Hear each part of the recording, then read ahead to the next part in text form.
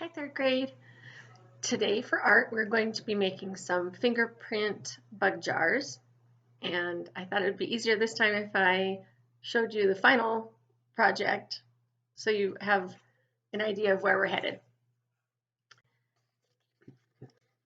This is a bug jar with a printed sheet of paper that I don't have for you, but I'm going to show you how to draw one. And then I cut it out and I mounted it on some construction paper. You don't have to do that part. If you have construction paper at home and you would like to, that's perfectly fine. So let's go ahead and get started.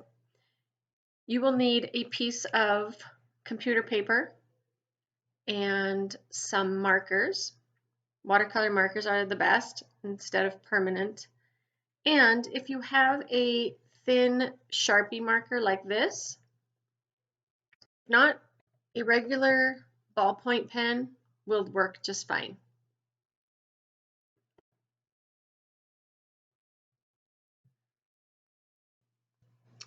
The first thing I'm going to do is draw my bug jar. And I am going to try to show you on here the lines for that.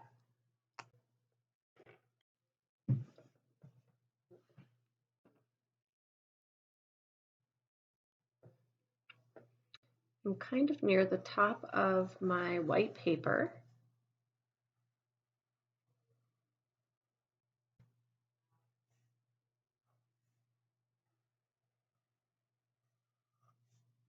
Right now I'm working on the lid of my jar. And these are just some straight lines across like so. Now I'm going to work on the jar.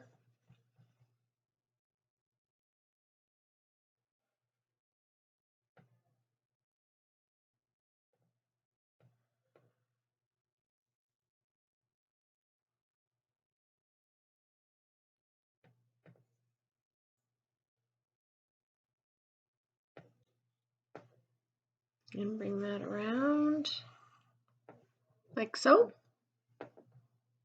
It's not perfect, but a few little details here for a little dimension. All right, now we're going to get our markers. And this is, we're going to use our thumbprints to make some insect bodies inside our bug jar. For this technique, I'm taking a marker and coloring my thumb. I'm using my dominant hand to do the coloring and my non-dominant hand to color. So I've got a good amount on my thumb and I'm going to press it on the paper. Here are a couple of thumbprints that I've done. I would suggest doing that with several colors, or you can stay with all the same color. If you want these to all be the same bugs inside your bug jar, you can certainly do that.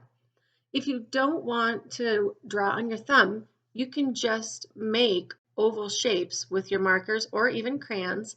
They'll be a little harder to do with detail on the ballpoint pens if you have crayons. Colored pencil would work too. So markers best. Go ahead and make some thumbprints in your bug jar. So I did several different colors, and I'll talk to you about this with the 4 pieces. I'm going to turn that one into a butterfly. So I might start with that one with my details. Using my thin tipped marker or ballpoint pen, you can start with the antenna, and that's up, around like that. And you can add a body and shade that in like so. You can even trace around the edges of your butterfly and add more details like polka dots or stripes. You get to be as creative as you would like to with this. And let's do a different flying bug over here. You can add some details again if you want antennas, wings.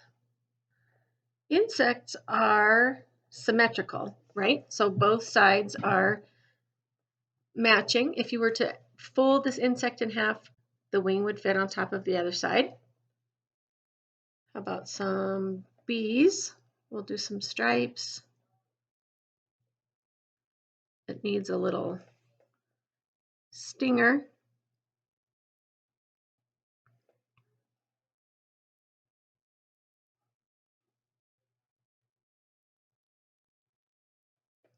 Like so.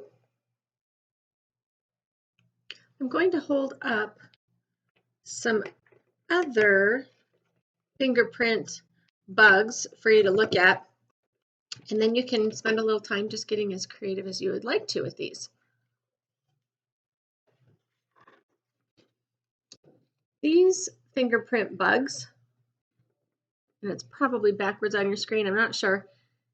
We have a spider, so 8 legs, right? And you could even have it coming down from its web.